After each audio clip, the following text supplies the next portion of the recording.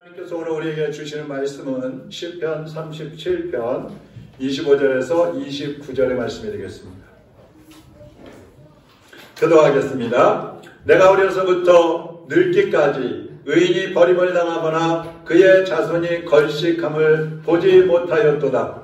그들은 종일토록 은혜를 베풀고 꾸어주니 그의 자손이 복을 받는도다. 악에서 떠나 선을 행하라. 그리하면 영원히 살리니. 여호와께서 정의를 사랑하시고 그의 성도를 버리지 아니하시니로다. 그들은 영원히 보호를 받으나 악인의 자손은 끊어지리로다. 함께 봅니다. 의인이 땅을 차지하며 거기서 영원히 살리리로다. 아멘. 하나님 아버지, 오늘 우리 하나님의 자녀들 예수 그리스도의 피로 죄사함을 받고 거룩해진 하나님의 무리가 오늘 주님 앞에 예배드리고 있습니다. 하나님의 나라에서 영원히 사는 하나님의 자녀들이 오늘 주님을 찬양하며 영광 돌리며 또 말씀 앞에 앉았사오니 주께서 이 시간 말씀하여 주옵시고 주님의 음성을 듣게 하여 주옵소서. 귀가 열리게 하시고 마음이 옥토밭이 되게 하여 주시어서 말씀을 듣고 그 말씀을 통해 30배, 60배, 100배로 결실하는 성도들이 되게 하여 주옵소서. 종의 입술도 주장하시고 성령님의 도구로만 사용해 주옵소서. 예수 그리스도의 이름으로 기도하옵나이다. 아멘. 아멘. 한번 따라하겠습니다. 걸식하는 자손, 걸식하는 자손, 복받는 자손, 복받는 자손. 다시 한번 하겠습니다. 걸식받는 자손, 걸식받는 자손, 복받는 자손. 복받는 자손. 걸식받느냐 하느니죠. 어느 집에서 아버지가 퇴근을 하고 집에 들어왔습니다. 그랬더니 아이가 막 게임을 하고 있으면서 아버지를 본 척도 안 하는 거예요. 그래서 아버지가 그랬어요. 야 이놈아, 아버지가 들어오시면 인사를 해야지. 그랬더니 아들이 하는 말이, 먼저 본 사람이 인사하면 안 돼요? 그랬대요. 이게 요즘 시대입니다. 하나님은 아버지라는 망치와 어머니라는 못을 가지고 자녀라는 작품을 만든다고 합니다. 그러니까 부모는 자녀를 이 땅에서 어떻게 살 것인가를 사실 결정해 줄 수 있는 그런 위치에 있다는 거예요. 시편 127편 4절 5절에 보면 젊은 자의 자식은 장사의 수중에 화살 같으니 이것이 그 전통에 가득한 자는 복되도다 그랬어요. 화살은 관역을 향해서 날아가죠. 이 관역은 교육 목표입니다. 우리 자녀들을 어떻게 교육시킬 것인가. 그리고 화살의 명중률은 활에 달려있어요. 화살이 좋아야 되는 게 아니라 쏘는 그 활이 어떤 활이냐 여기에 달려있습니다. 이 활은 부모를 말하는 겁니다. 그리고 화살대는 교육 방법이에요. 그리고 화살촉은 자녀예요. 그래서 부모가 어떤 교육 방법을 가지고 자녀들을 교육하느냐에 따라서 그 아이들이 앞으로 튀어나가서 어디에 꽂히느냐가 달려있다는 겁니다. 이 자녀들의 미래는 부모에게 달려있다고 해도 과언이 아닙니다. 오늘 본문 말씀을 보면 25절 한번 보세요. 내가 어려서부터 늙기까지 의인이 버림을 당하거나 그의 자손이 걸식함을 보지 못하였도다 그랬어요. 부모가 악하면 자손은 어떻게 돼요? 어렵게 살게 된다는 거예요. 걸식할 수도 있다는 거예요. 걸식이 뭔지 아시죠? 얻어먹고 사는 겁니다. 거지를 말하는 거예요. 그러나 의인의 자손은 복을 받는다 그랬어요. 복을 받는다. 26절 보세요. 그는 종일토록 은혜를 베풀고 꾸어주니 그의 자손이 복을 받는도다. 사람들을 향해서 은혜를 베푸고 꾸어주고 봉사하고 섬기는 그런 사랑의 삶을 사는 그런 자녀들은, 그 부모의 자녀들은 복을 받는다는 거예요. 그러니까 우리 부모들이 어떻게 사느냐, 이것을 가지고 자녀들이 복을 받을 수도 있고 자녀들이 거지같이 살게 할 수도 있다는 거예요. 그래서 부모는 자녀에 대해서 책임감을 가지고 살아야 되는 겁니다. 영국의 통계를 보니까 14세 이전에 주님을 영접한 사람이 전체 신자의 75%랍니다. 그러니까 100명 중에 75명이 14세 이전에 예수를 믿었다는 거예요. 그리고 미국에서는 15세 이전에 예수 믿은 아이들이 전체 신자의 86%라고 했어요. 100명 중에 86명이 15세 이전에, 그러니까 중학생 이전에 예수님을 믿었다는 겁니다. 유명한 교육학자인 트로트 박사가 1200명을 조사를 해봤더니 1200명 중에 1100명이 21세 이전에 예수를 믿었다고 하더래요. 그러니까 여러분, 이 젊었을 때 예수님을 믿는다는 게 이렇게 중요한 겁니다. 근데 아이들이나 청년들이나 학생들이나 그때 복음을 듣지 못하면 어른이 돼서 예수 믿는다는 것은 너무너무 힘이 들다는 거예요. 많은 사람들이 그러잖아요. 연세가 이제 50대, 60세, 막 70대 돼갖고 예수 믿는 사람들, 그런 사람들 생기잖아요. 그럼 한결같이 하는 말이, 내가 어려서부터 예수님을 믿었으면 얼마나 좋았을까. 그런 얘기를 합니다. 어떤 무명인의 글을 하나 소개를 하겠습니다. 이런 글을 썼어요. 가정을 이루는 것은 의자와 탁자와 소파가 아니라 그 소파에 앉은 어머니의 미소이다. 가정을 이루는 것은 푸른 잔디와 화초가 아니라 그 잔디에서 터지는 아이들의 웃음소리이다. 가정을 이루는 것은 자동차나 식구가 드나드는 대문이 아니라 사랑을 주려고 그 문으로 들어오는 아빠의 설레이는 가슴이다. 가정을 이루는 것은 주방과 꽃이 있는 식탁이 아니라 정성과 사랑으로 터질 듯한 엄마의 기다림이다. 가정을 이루는 것은 자고 깨고 나가고 들어오는 것이 아니라 애정의 속삭임과 이해의 만남이다. 행복한 가정은 골고다에 있다. 거기서 허물은 용서되고 미움은 사랑에 삼켜진다. 거기는 희생이 있고 자기를 종처럼 내어주는 곳이다. 거기는 비난보다는 눈물이 있다. 거기는 주장보다는 포용이 있는 곳이다. 거기는 십자가가 있는 동산이다. 이런 글이 있어요. 자, 지금 우리 자녀들에게는 좋은 집, 의리의리한 그런 집과 아파트가 필요한 게 아니고 좋은 가정이 필요한 것입니다. 그래서 요즘 사람들은 돈만 있으면 다 된다고 생각하잖아요. 그래서 아이를 낳지 않는 이유 중에 하나도 돈이 없어서 교육비가 너무 많이 들어서 아이를 안 낳는다는 그런 부모들이 많습니다. 근데 건강한 가정이 되고 복받는 자녀들이 되기 위해서는 돈도 아니고 교육도 아니고 어떤 배경이 아니라 신앙 환경이 중요하다는 것입니다. 우리 가정의 신앙 환경이 어떠냐? 우리 가정의 분위기가 어떠냐는 것이에요. 주님이 기뻐하시는 가정을 이루기 위해서는 가족 모두가 하나님 중심으로 살아가야 하는데 특히 부모의 역할이 중요하다는 거예요. 누구 역할이 중요해요? 부모의 역할. 그러니까 하나님은 부모들에게 자녀들을 맡기셨어요. 그 때문에 부모들은 자녀들에 대한 책임감을 가져야 돼요. 아무렇게나 해도 안 돼요. 내 자녀니까 뭐 내 마음대로 하면 되지.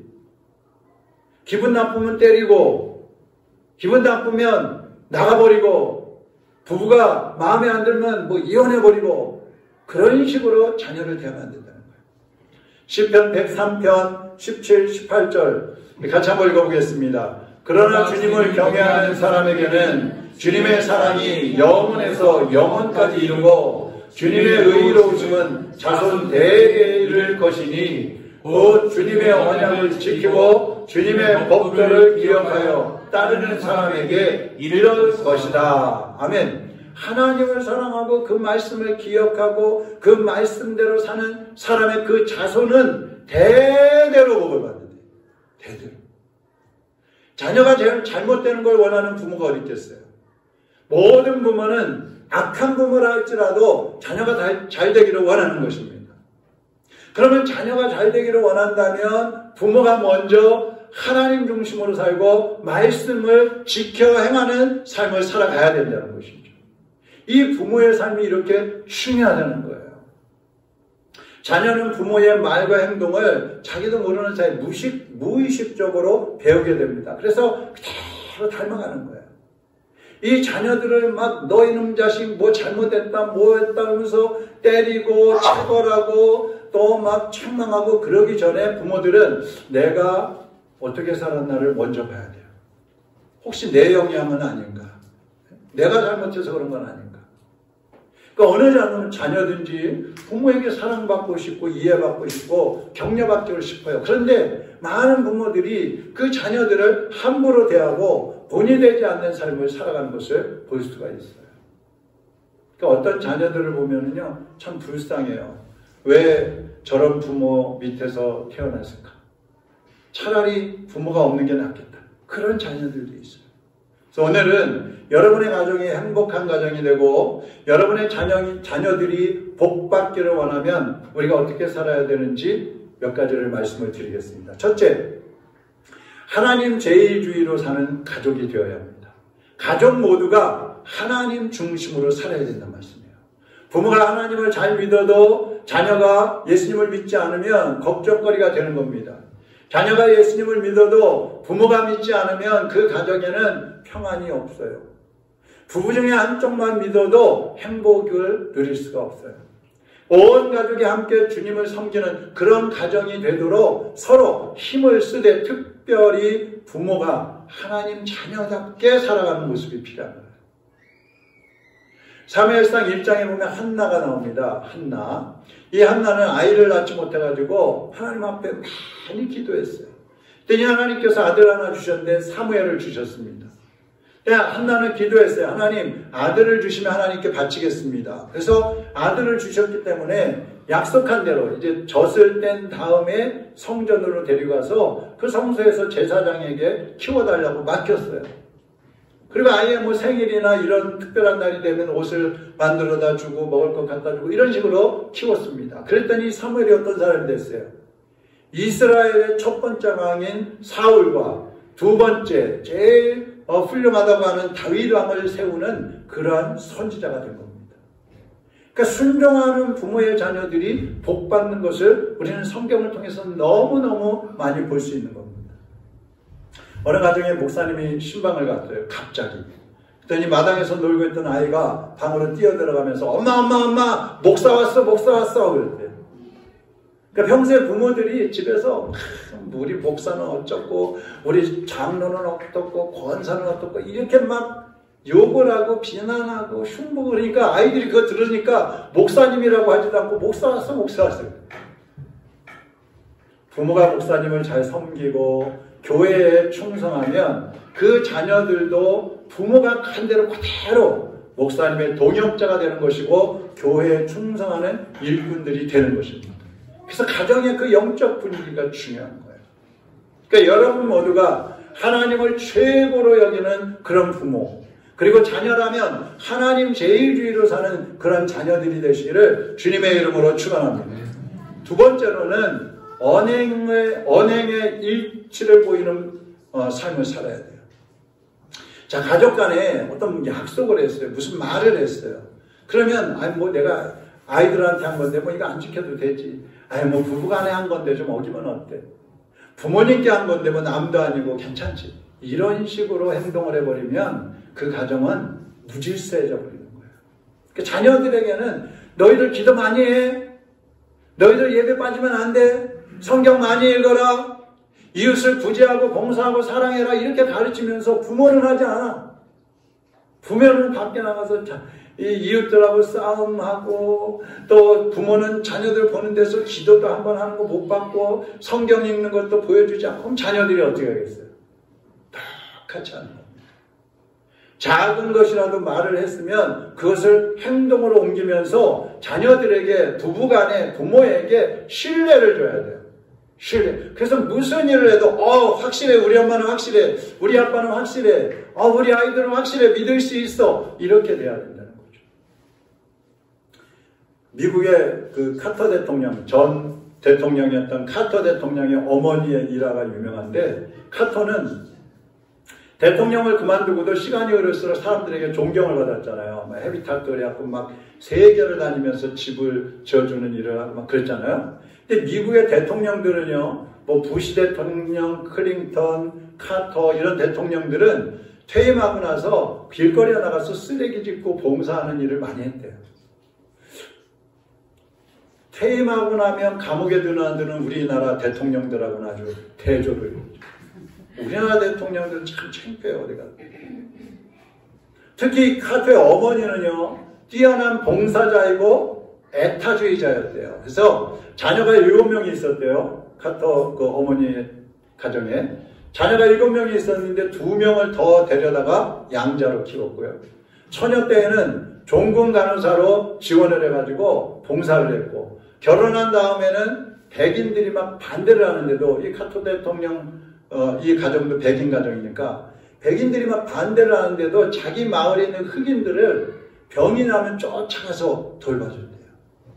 남편이 별세하고 나서 59세에서 65세까지 훈련소 숙소에 들어가고 7년 동안 봉사를 했고, 68세에서 79세까지, 우리 여기 계신 어르신들 많죠? 68세에서 79세까지는 평화봉사단에 가입을 해가지고 인도에 가서 검은 피부색을 가진 사람들을 간호를 했대요. 그러니까 이 카토가 보고 듣고 하는 이 어머니의 모습은 너무너무 위대한 거예요. 그래서 그 카토도 몸과 마음에 이 어머니의 봉사정신이 딱 자리를 잡아가지고 평생 세계를 다니면서 봉사하고 어려운 사람들을 도와주는 그런 삶을 살아갔다는 겁니다. 여러분, 가장 강력한 교육은 한번 따라하겠습니다. 보여주는 교육. 보여주는 교육이에요. 말을 아무리 해도 소용없어요. 회초리 들고 때려도 안 돼요. 제가 오히려 아이들 키울 때 때려줘 봤어요. 근데 안 되더라고. 오히려 더 반발심만. 그렇다고 안 때리면 안 돼요. 또 가끔 때려줘야 돼요. 성경에서도 때려주라고 그랬거든. 그러니까 여러분도 말을 하는 것보다 먼저 중요한 것은 행동으로 옮기라는 거예요. 그러면 여러분의 가정이 행복해지고, 또 여러분의 자손들이 하나님의 약속대로 복을 받아 누리는 자녀들이 된다는 것입니다. 우리가 중요한 거예요. 우리가. 그래서 말을 했으면 행동으로 옮겨라. 세 번째, 온 가족이 하나임을 느끼게 해라. 하나라는 것을 느끼게 해주라는 겁니다. 가족이 주님 안에서 하나라는 것이 서로 확인이 되면요, 가족 중에 어떤 어려움이 생겨도 넘어지지 않아요. 문제가 되지 않아요. 왜? 서로 하나니까 다 같이 똘똘 뭉쳐가지고 협력해가지고 도와주니까 일어날 수 있는 겁니다. 부모와 떨어져 있다고 생각되는 그런 자녀들은요, 상처를 입어요. 그래서 상담을 할 때 보면 어린아이들, 어렸을 때 받았던 그 상처, 그게 어른이 될 때까지 다 남아가지고 아이들의 성격을 삐뚤어지게 하고 탈선하게 만들고 사회에 나가서 악한 짓을 저지르는 사람들이 된다는 거예요. 그러니까 조금만 이라도 서운한 마음이 들고, 또 조금만 하면 집을 뛰어나가 버리고 탈선하게 된다는 거예요. 그러니까 부모도 자신이 가족들에게 막 무가치한 존재로 여김을 받으면 부모도 집을 뛰쳐나가는 거예요. 난 살 이유가 없다고 생각이 되는 거예요. 그런 가정이 어떻게 행복하겠습니까? 우리 바울이가 어렸을 때에 장난하느라고, 야, 너 다리 밑에서 주워왔어 그랬더니 막 울고불고 하면서 왜 나를 어디서 주워왔냐고 막 높다 하면 장난을 했는데 울고불고 그러는 거예요. 약간 막 달래느라고 혼난 적이 있어요. 그러니까 한 지붕 아래 살고 또 피를 나는 그런 가족이라 할지라도 생각은 차이가 있을 수 있어요. 가치관도 다를 수 있어요. 그렇지만 신앙관이 같고 믿음의 수준이 같으면 다른 것들은 전혀 문제되지 않아요. 다 주님 안에서 하나가 될 수 있다는 것입니다. 그렇기 때문에 온 가족이 하나 되기 위해서 우리가 어떻게 해야 돼요? 서로 기도하고 서로 양보하고 서로 돌봐주는 삶을 살아가야 되는 것입니다. 여러분 가족들 한번 생각해 보세요. 혹시 삐뚤어질까봐, 막 반발할까봐 말도 못하고, 깊이 있는 얘기는 하지 못하고 지나가는 얘기들만 하고, 혹시 그러고 살고 있지 않습니까?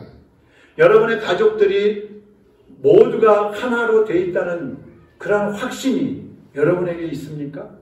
그래서 집에 꼭 같이 살지 않더라도 마찬가지예요. 따로 분가를 해서 살고 있더라도 주님 안에서 하나가 돼 있느냐. 이것이 대단히 중요해요. 사회에서 살아가는 데 있어서 대단히 중요한 부분의 하나인 것입니다. 그 다음에 네 번째로 마지막입니다. 온 가족이 하나님 앞에서 진실하라는 것입니다. 한번 따라하겠습니다. 진실하자. 진실하자. 여러분 하나님 앞에서 진실하십니까? 자신 있게 대답할 수 있어요? 부모의 삶이 자녀들을 복받게 할 수도 있고 자녀들을 걸식하는 자녀, 저주받는 그런 자녀로 만들 수도 있다 그랬잖아요. 하나님 앞에서 진실하라는 말은 뭐냐 하면 누구 앞에서도 부끄럽지 않게 살아가라는 말이에요. 부끄럽지 않게.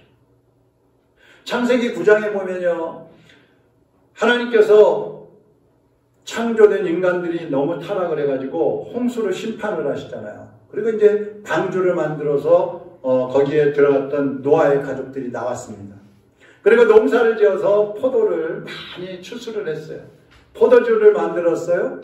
그걸 가지고 노아가 너무 기뻐서 그랬는지 열심히 드셔가지고 시에서 벌거벗고 주무셨어요. 근데 둘째 아들이 딱 들어와서 보니까 아버지가 벌거벗고 정말 추한 모습으로 이렇게 자고 있는 거예요. 그러니까 나가갖고 형 또 동생한테 야 아버지가 벌거벗고 술 취해가지고 주무신다. 막 떠버렸어요. 근데 이것을 노아가 깨어나가지고 알고서 둘째 아들을 저주를 한 겁니다. 그것으로 인해서 이 함의 자손들이 흑인이라고 그러잖아요. 그들이 노예로 산 거예요. 얼마나 노예로 고통을 많이 당했습니다. 세계에서. 그러니까 부모의 잘못된 그 삶이 이렇게 자손들에게 어마어마한 그러한 고통을 가져다 줄 수 있다는 거예요.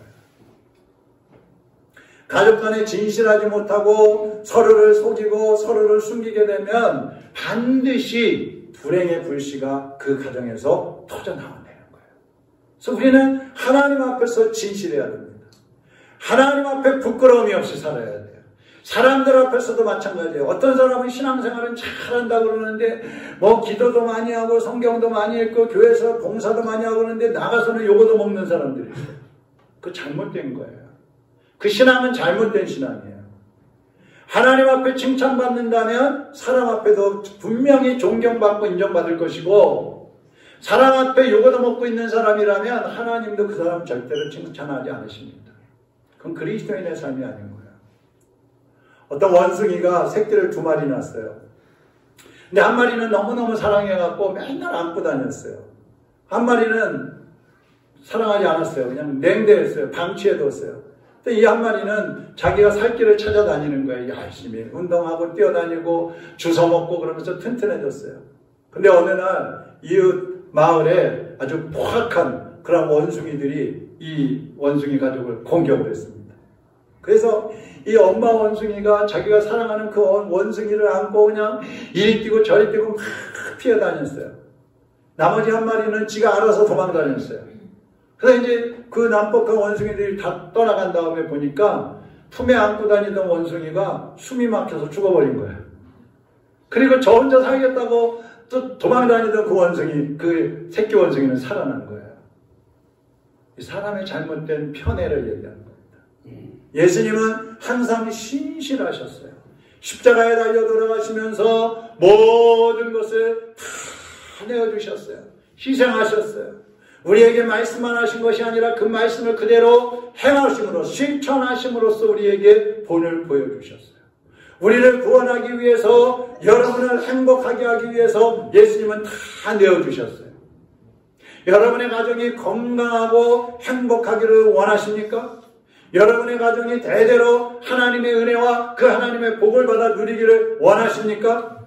그렇다면 서로를 위해서 희생하세요. 가족들이 서로를 위해서 희생하고 서로를 용납하고 서로를 받아주시기를 바랍니다. 예수님 안에서 믿음으로 하나 되기 위해서 힘을 쓰시기를 바랍니다.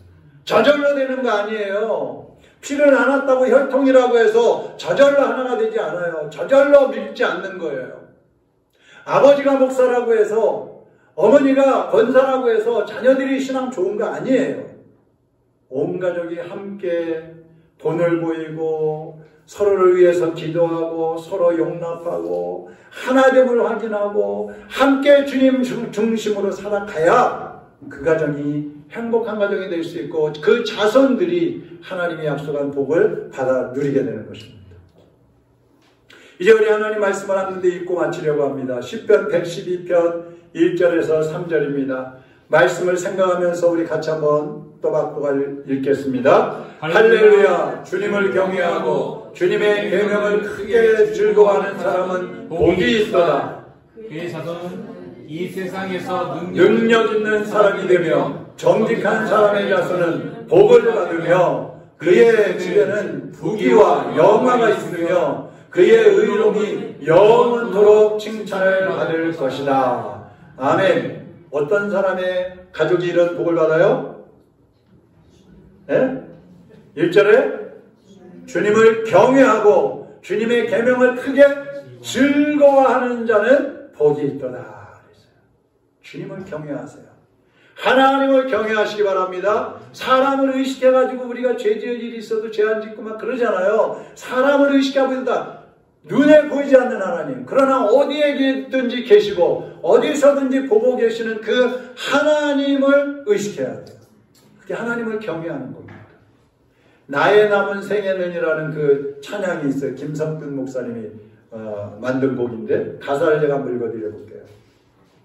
나의 남은 생애는 복음에 편지되어 살리라. 나의 남은 생애는 섬김의 향유되어 살리라. 나의 남은 생애는 주님의 기쁨 되어 살리라. 나의 남은 생애는 사랑의 샘물 되어 살리라. 1년을 살지 한 달을 살지 모를 나의 남은 생애, 주님이 주신 사랑, 주님이 주신 은혜, 빚을 갚으며 살리라. 나의 남은 생애는 은혜의 통로 되어 살리라. 나의 남은 생애는 축복의 통로 되어 살리라. 나의 남은 생애는 복 있는 사람으로 살리라. 나의 남은 생애는 순백의 영혼으로 살리라. 나의 남은 생애는 맡은 일 충성하며 살리라. 나의 남은 생애는 행복한 전도자로 살리라. 1년을 살지 한 달을 살지 모를 나의 남은 생에 범사에 감사하며 쉼없이 기도하며 주님 뜻대로 살리라. 나의 남은 생에는 정직한 예배자로 살리라. 나의 남은 생에는 하늘에 속한 자로 살리라. 아멘. 우리 한번 기도하겠습니다. 하나님 아버지, 이제 나를 위해서 살지 않게 하시고 주님과 가족과 이웃을 위해 살게 하여 주옵소서. 기도하시고요. 부모는 자녀를 받아주되 예수님이 우리를 받아주신 것처럼 용납하고 사랑으로 감싸 안을 수 있도록, 자녀는 부모를 공경하고 순종하되 하나님께 하듯이 순종하고 공경할 수 있도록 기도하시고요. 여러분의 믿음과 여러분의 삶을 통해서 자손들이 하나님의 복을 대대로 받아 누리는 복된 가족이 될 수 있도록 하나님, 우리가 여호와를 경외하겠습니다. 하나님을 사랑하고 하나님을 두려워하고 하나님을 의식하며 살겠습니다. 성령님 나를 인도하여 주옵소서. 우리 다 같이 한번 기도하겠습니다. 사랑하는 하나님 아버지, 오늘 이 시간 주님이 우리에게 주신 말씀을 믿음으로 받게 하여 주시옵시고, 이제는 우리 자신만을 위해서 사는 삶이 아니라 이제 주님을 위하여, 우리의 가족들을 위하여, 우리의 이웃들을 위하여, 우리의 한 사람 내 한 몸을 희생하며 섬기는 삶을 살아갈 수 있게 하여 주시옵소서. 부모는 자녀들을 예수님이 우리를 사랑해 주신 것처럼 사랑하게 하시고, 자녀들은 이제 우리 부모들을 공경하고 순종하며 하나님을 섬기듯이 섬기며 살게 하여 주시옵소서. 그래서 이제 우리의 자손들이 대대로 복을 받아 누리는 자녀들로 일어나게 하여 주시기를 원합니다. 아버지, 오늘 이 말씀을 들은 모든 성도들이 자녀이든 부모이든 하나님을 경외하는 삶을 살게 하여 주옵소서. 두렵고 떨리는 마음으로 하나님 앞에 서게 하시고, 하나님을 사랑하는 마음으로 헌신하며 충성하는 하나님의 일꾼들로 일어나게 하여 주시옵소서. 오늘도 주신 말씀이 우리의 심령에 새겨지게 하여 주옵시고, 이 말씀이 생명의 양식이 되어 우리 영혼을 살찌게 하여 주시옵소서. 하나님 아버지, 하나님을 경외하는 자들의 자손이 대대로 복을 받는다고 했습니다.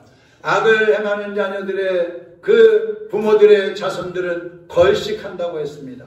하나님의 말씀을 우리가 기억하고 이제는 하나님을 경외하며 우리 자신을 헌신하고 희생하고 내어드려서 많은 영혼들을 살리고 가족들을 회복시키고 이웃들을 구원하여 하나님께로 인도하는 주님의 일꾼들로 살게 하여 주시옵소서. 예수 그리스도의 이름으로 기도하옵나이다. 아멘.